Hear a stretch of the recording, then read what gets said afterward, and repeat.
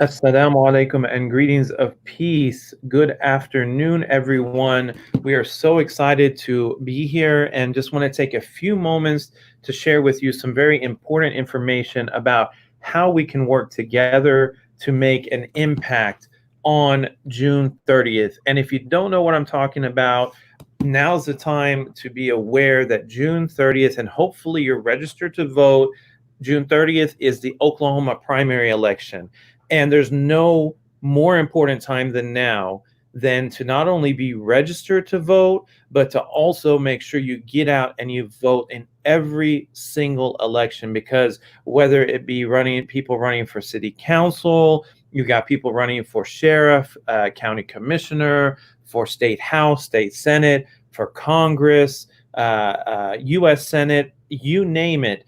There are very important elections coming up in Oklahoma. And during this primary, that's when we, as people, get to decide who will represent the Democratic Party, the Republican Party, and or the Libertarian Party in the general elections coming up in November. So that being said, I want to go ahead and start by introducing Lani Habrock. That's our Government Affairs Director for CAIR Oklahoma. Many of you know her and have heard the amazing things that she has to say about being engaged with your elected officials. But first and foremost, Lani, can you tell people the importance of the election right now? Why more than ever should people be paying attention to what's going on in our state and our country?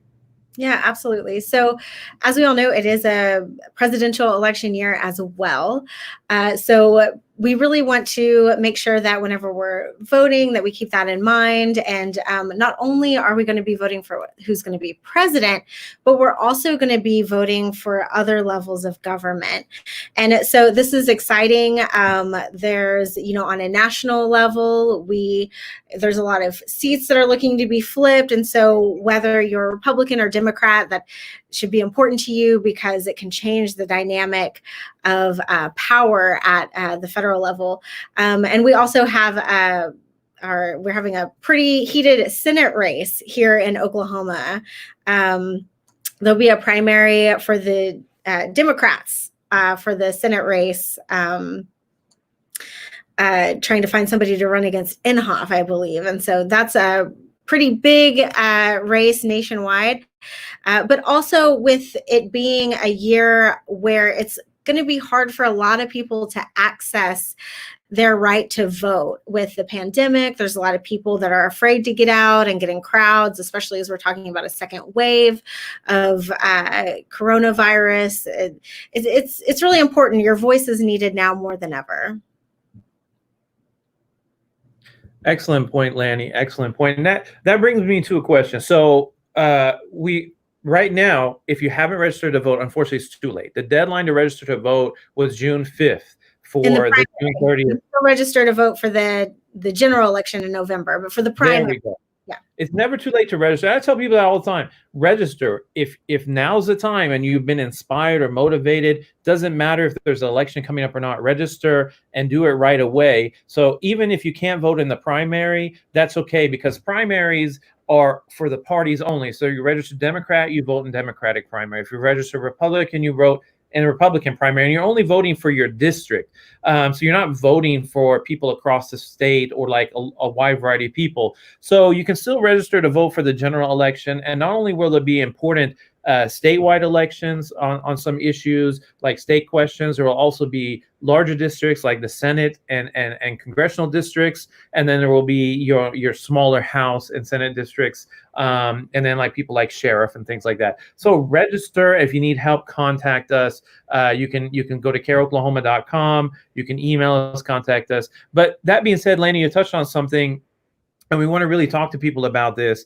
Things are a little different right now as far as with the pandemic and such. So there's something that a lot of people are not aware of or maybe are becoming more aware of called absentee voting. So you can talk briefly about absentee voting, how people can partake in that, who can partake in that, and what is the special rule right now for absentee voting if you want to do that for the primary? Yeah, so absentee voting in Oklahoma, you don't actually have to have a reason for wanting to vote absentee. It can just be that you want to vote. Like in some states, they say, well, you have to be out of state or you have to have a health concern. Not Oklahoma. Anybody can vote absentee anytime for any election. Right now, with the pandemic, there were some special rules passed in session that just ended in May that stated that this year, typically, whenever you vote absentee, you have to get your ballot notarized. And this provides a barrier, especially in a time of pandemic, where you would have to go to a public place and get your ballot notarized. So even if you're not standing in line at a polling place, you're still putting yourself at risk. Well, this year there was, and it's just for this year, as far as we know, where you can actually photocopy your driver's license or a federally recognized ID and still be able to vote by just mailing that in. So there is still an extra step where you do have to make a photocopy, but at least you're not going to have to stand in line and find a notary and put yourself at that extra risk. That's right. And Lani, I pulled up on the screen, on screen share, we got the Oklahoma voter portal. I also put the link to it there so people can see. It's okvoterportal.okelections.us. And that's what the voter portal looks like. It's very straightforward and very simple to where you enter your name, your date of birth, and it will tell you if you're registered, where your polling place is, allow you to request absentee ballot and all that good stuff. And then if you're not registered to vote, there's a process. You can actually start the process. This is new. Oklahoma voted years ago to allow online voter registration. We're not there yet, unfortunately. However, there is a way you can actually do everything online, and then you just, I think, have to print it out and mail it in. So it's one step in that direction. So OK Voter Portal, I'll pull the link up again. okvoterportal.okelections.us. You can go there, and I highly recommend. I've been doing absentee voting for last few years, and even if you get your absentee ballot and you choose to go in person to the poll, you can still do that. But I've done it because, crazy work schedule, have young children at home, never know when someone's going to be sick, and I don't want to miss out on an election. And it's also a reminder, get that absentee ballot early in the mail. It's a reminder to vote, and you can take that ballot, sit down at your office, your home, and do your own research on who the candidates are, and really get some information that way. And speaking of research, Lani, I think now's the time we want to make that special announcement. So there's a big project that Lani Habrock and the Government Affairs Department and interns have been working on. Do you want to make that big announcement? Yeah, I do want to say a couple of things about absentee voting real quick, though. If getting a photocopy of your ID is a little bit of a barrier for you, financial institutions have agreed to do that for free for people. So you can get your absentee ballot, and then next time you go to the bank, you can put in your driver's license, and they'll go ahead and make a copy for that, so you can mail that ballot in. So I just wanted to make that point. And also, whenever you request your absentee ballot, you can go ahead and check the box that says that you'll get all the election ballots for the rest of 2020. So you can get this one for the primary, and then automatically you'll be mailed the general election one in November. So just wanted to bring up those 2 points. Okay, so our exciting announcement is we today are releasing our primary voter guides.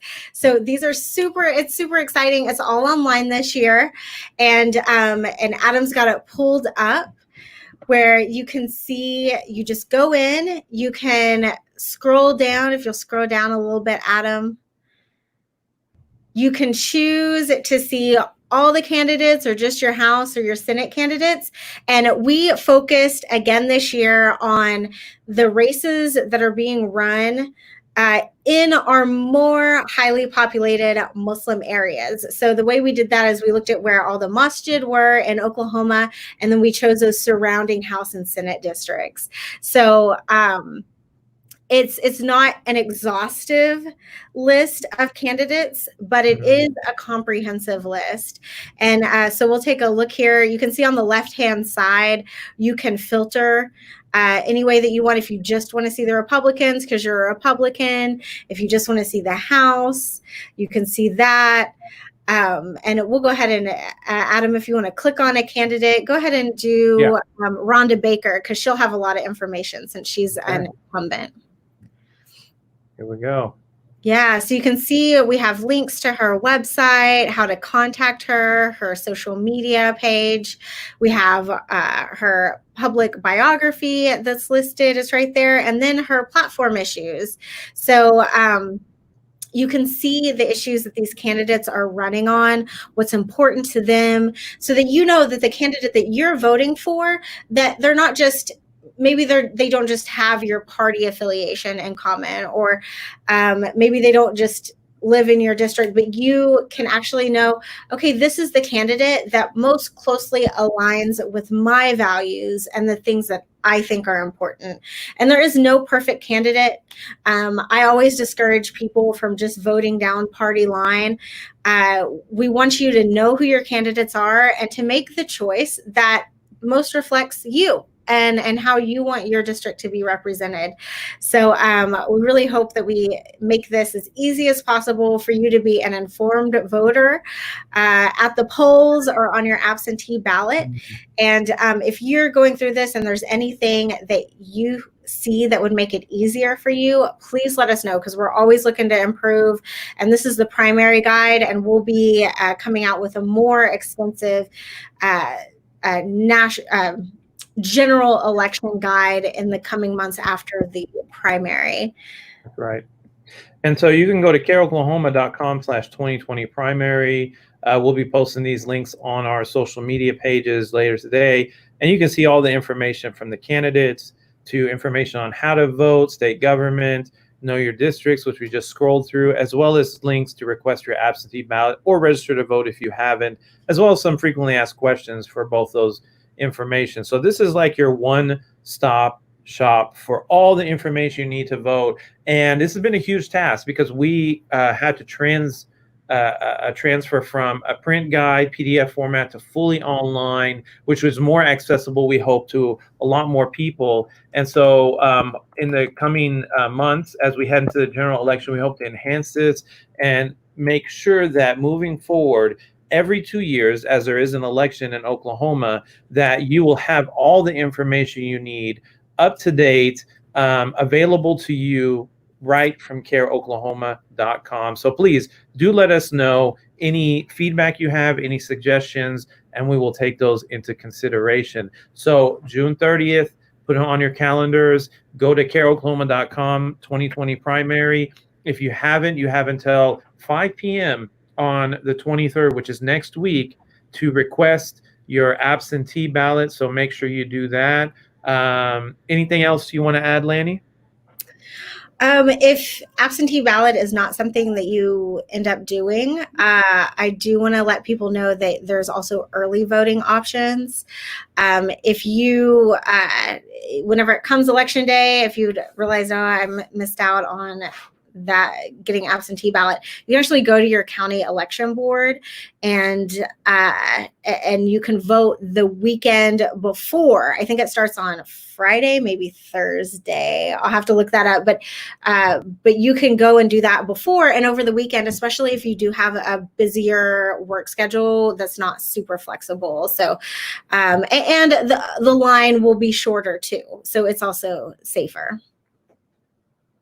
Oh, there we go. There's the voting part. Found it. Yes. So that information is also on our webpage, the primary page.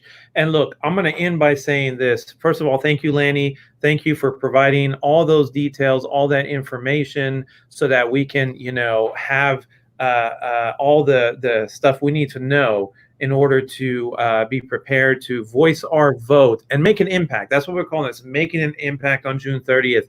And it doesn't matter who you are, but in particular, if you're a member of a minority group, it is your chance to make an impact.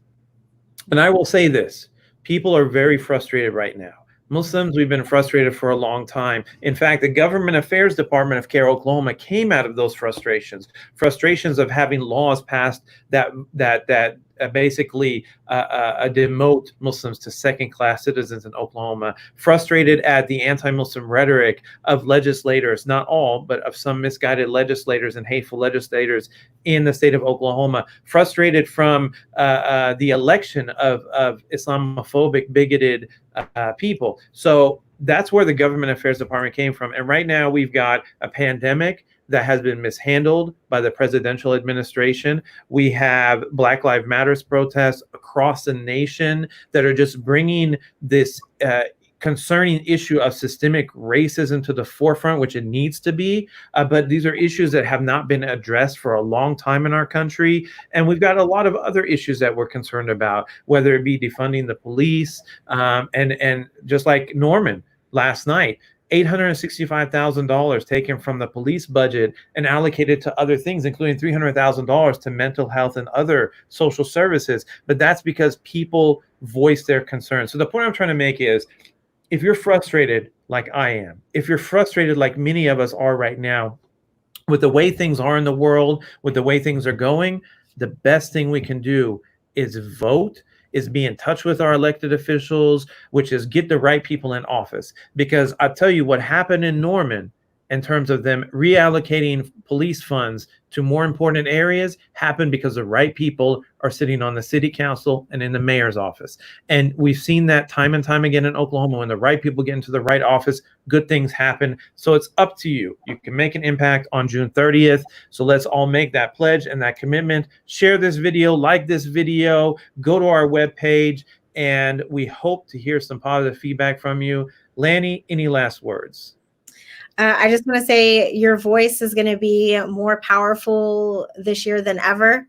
We're hoping to see more minorities come out to vote, and especially with, like we keep talking about, the pandemic, but it's really going to amplify your voice, because there's going to be a lot of people that don't have access to vote, especially with there's the whole surge of trying to limit mail-in votes, trying to limit people's rights to vote and their access to their right to vote. And so we just really encourage you this year more than ever, get out and vote. Like, just fill out the form online, get that absentee ballot in the mail, and do it, because it really matters.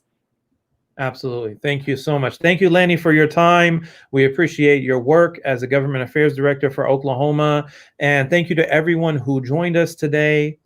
Please share this video, help get the word out, encourage your friends and your family to vote, to get the absentee ballot if that makes it easier. And together, let's make a positive impact on June 30th for our state and our country. Have a beautiful and blessed day. Assalamu alaikum.